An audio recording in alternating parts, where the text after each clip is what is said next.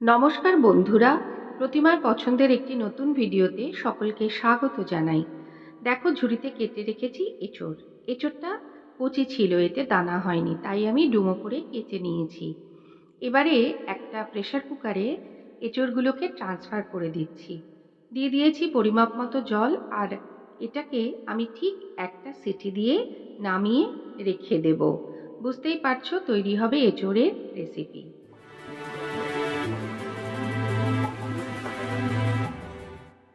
এই রেসিপিটি বানানোর জন্য আমি নিয়ে নিয়েছি এখানে ৬-৭টা কাঁচা লঙ্কা, ১ কোয়া মতো আদাকে পিস করে রেখেছি। ফোড়নের জন্য নিয়েছি সাদা জিরে, গোটা গরম মশলা, কাজু এবং কিশমিশ। কাজু কিশমিশটা স্কিপও করতে পারো। আর নিয়ে নিয়েছি একটা বড় সাইজের টমেটোকে দানা ছাড়িয়ে পিস করেছি। অনেকেরই আমাদের আজকাল ইউরিক অ্যাসিডের সমস্যা থাকে, আর ইউরিক অ্যাসিডে কিন্তু টমেটোর দানা অবশ্যই ফেলে দিয়ে খেতে হয়। সেই কারণেই আমি দানা ছাড়িয়ে টমেটোটাকে পিস করে রেখেছি। এখানে দেখো, গামলাতে আমি নিয়ে নিয়েছি ছোলার ডাল। ছোলার ডালটাকে আমি আগেই বয়েল করে নিয়েছিলাম, আর ছোলার ডালটা এই রকম বয়েল হবে যাতে হাত দিয়ে চাপ দিলে ডালটা ভেঙে যায় কিন্তু গলবে না। এবার চলে আসছি মূল রান্নাতে। কড়া বসিয়ে আমি এখানে দিয়ে দিয়েছি 4 টেবিল চামচ সর্ষের তেল। এঁচোড় রান্নাতে কিন্তু একটু তেল লাগে, তোমরা সকলেই যারা রান্না করো তারা তো জানোই। এবার আমি দিয়ে দেব এর মধ্যে ফোড়ন। যে গোটা জিরে এবং গোটা গরম মশলা আমি রেখেছিলাম সেগুলোকেই এবারে ফোড়নে দিয়ে দিচ্ছি। আমি যে ছোট এলাচগুলো ছিল সেগুলোকে আমি মাঝখান থেকে ফাটিয়ে দিয়েছি, যাতে এলাচের পুরো গন্ধটা রেসিপির মধ্যে থেকে আসে। আর দিয়ে দেব এবারে কাজু এবং কিশমিশটা। কাজু এবং কিশমিশ ভিজিয়েও আগে রেখে দিয়ে ইউজ করতে পারো। আমি আগে ভিজিয়ে রাখিনি বলে আমি তেলের মধ্যে দিয়ে দিচ্ছি। তেলের মধ্যে দিলেই কিশমিশগুলো ফুলে ফুলে বেশ বড় হয়ে যাবে। তোমরা যারা আমার ভিডিও প্রতিনিয়ত দেখো অথচ আমার চ্যানেলটাকে এখনও সাবস্ক্রাইব করনি, তোমাদের কাছে অনুরোধ, আমার চ্যানেলটিকে সাবস্ক্রাইব করে বেল নোটিফিকেশান অল করতে ভুলো না, যাতে আমি যখনই ভিডিও দেব তোমাদের কাছে নোটিফিকেশান পৌঁছে যায় আর তোমরা দেখে নিতে পারো। আজ আমি পেঁয়াজ রসুন ছাড়াই এঁচোড়ের একটা নতুন রেসিপি বানাবো, যেটা যে কোনো নিরামিষ দিনে বা উপোসের দিনে আমরা লুচি পরোটা সবার সঙ্গে খেতে পারি। নিরামিষ দিনে কি খাবো এই একটা চিন্তা থাকে, তাই এঁচোড়ের এই রেসিপিটা থাকলে কিন্তু চিন্তা অনেকটাই দূর হবে। দেখো, আমার কাজু কিশমিশ ভাজা হয়ে গেছে। এবারে আমি প্রেসারে যে এঁচোড় বয়েল করে রেখেছিলাম তার থেকে এরকম 2 বাটি এঁচোড় দিয়ে দিলাম। তেলের মধ্যে আমি এঁচোড়গুলোকে একটু ফ্রাই করে নেব। এখানে আমি সামান্য নুন দিয়েই এঁচোড়টাকে ফ্রাই করছি।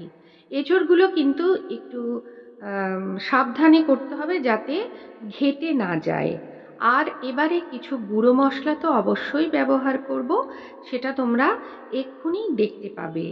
আমি এখানে ব্যবহার করেছি ধনে জিরের গুঁড়ো আর নুন, আর দিয়েছি হলুদ। আর যেহেতু আমি কাঁচা লঙ্কা এবং আদার পেস্ট দেব, তাই জন্য আমি এখানে লাল লঙ্কা ব্যবহার করিনি। তবে যদি তোমরা এটাকে আরও কালার বাড়াতে চাও তাহলে অবশ্যই কাশ্মীরি গুঁড়ো লাল লঙ্কা ব্যবহার করতে পারো। আর যে কোনো নিরামিষ তরকারিতে একটু মিষ্টি দিলে খেতে ভালো লাগে, তাই আমি নিয়ে নিয়েছিলাম 1 চা চামচ চিনি, যেটা আমি রান্নার শেষে ব্যবহার করব। এঁচোড়গুলো ভালো করে ভেজে নিয়ে আমি এতে দিয়ে দিলাম টমেটো কুচি আর আদা এবং কাঁচা লঙ্কার পেস্ট, যেটা আমি মিক্সিতে অফ ক্যামেরাতে করে রেখেছিলাম।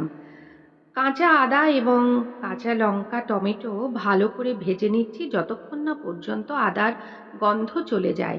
তারপরে আমি রেসিপির জন্য যে গুঁড়ো মশলাগুলো নিয়েছিলাম সেই গুঁড়ো মশলাগুলোও দিয়ে দিলাম।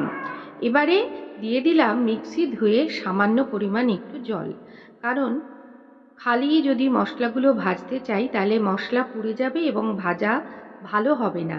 এটা তো যারা আমরা রান্না করি রাঁধুনিরা সবাই জেনে গেছি। খুব ভালো করে এঁচোড়ের সঙ্গে সমস্ত মশলাগুলোকে ভাজা করে নেওয়ার পর আমি দিয়ে দেব সেদ্ধ করে রাখা ডাল।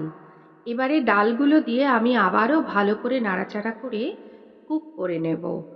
যারা যারা এঁচোড় পেঁয়াজ রসুন দিয়ে খাও, আমি বলবো এইভাবে পেঁয়াজ রসুন ছাড়া যদি একদিন এঁচোড় রান্না করে খাও, তাহলে আর পেঁয়াজ রসুনের রান্না খেতে চাইবে না। তা আমার রেসিপিটা তোমরা কারা কারা বানিয়ে খাও অবশ্যই কিন্তু কমেন্ট করে জানাবে। দেখো আমি এখানে দিয়ে দিয়েছি সামান্য পরিমাপ জল। পাতলাও খেতে পারো, আবার এটাকে ঘন করেও খাওয়া যেতে পারে। সেই কারণে জলটা নিজেদের পছন্দ মতো ব্যবহার করবে। রেসিপিটা একদম শেষ পর্যায়ে চলে গেছে। এবারে আমি রান্নার একেবারে শেষ পর্যায়ে চলে এসেছি। এবারে আমি এখানে দিয়ে দিচ্ছি 2 টেবিল চামচ ঘি। ছোলার ডালে ঘি না দিলে কিন্তু টেস্টটা ভালো হয় না। তবে যাদের ঘিতে সমস্যা হয় বা যারা ঘি পছন্দ করো না, তারা এটাকে স্কিপ করে দিও। আর যেহেতু নিরামিষ তরকারি, তাই আমি এখানে দিয়ে দিলাম 1 টেবিল চামচ চিনি। আর দেখো এই যে এখানে আমি ঘি দিয়ে দিচ্ছি, আর তার সঙ্গে আরেকটা সিক্রেট মশলা দেব, যেটা কিন্তু ছোলার ডালে দিতেই হবে। সেটা হলো জিরে, সাদা জিরে গুঁড়ো করে, ভেজে গুঁড়ো করে। দেখো এই যে দিয়ে দিচ্ছি আমি সাদা জিরেকে খোলা কড়াইতে ভেজে নিয়েছি, তারপরে গুঁড়ো করে এটাকে দিয়ে দিয়েছি। এটা দিলে কিন্তু টেস্ট দ্বিগুণ বেড়ে যাবে, আর এর গন্ধটাও খুব ভালো হবে। তা আমার রেসিপিটা কেমন লাগলো অবশ্যই কিন্তু কমেন্ট করে জানিও। আর রেসিপির ফাইনাল লুক ছিল এরকম। এটা কিন্তু পরোটা, লুচির সাথে যেমন নিরামিষ দিনে খাওয়া যাবে, আবার ভাত দিয়েও খেতে কিন্তু মন্দ লাগবে না। আজকে আমার ভিডিওটি সম্পূর্ণ যারা দেখেছো তাদেরকে অসংখ্য ধন্যবাদ। আর আমার পুরনো বন্ধুদেরও অসংখ্য ধন্যবাদ, এভাবে আমার পাশে থেকে আমাকে সাপোর্ট করার জন্য, সুন্দর সুন্দর কমেন্ট দিয়ে আমাকে উৎসাহ দেওয়ার জন্য। আজকে আসি, আবার দেখা হবে নতুন একটি ভিডিওতে। ততক্ষণ সকলে ভালো থেকো, আমার সঙ্গে থেকো।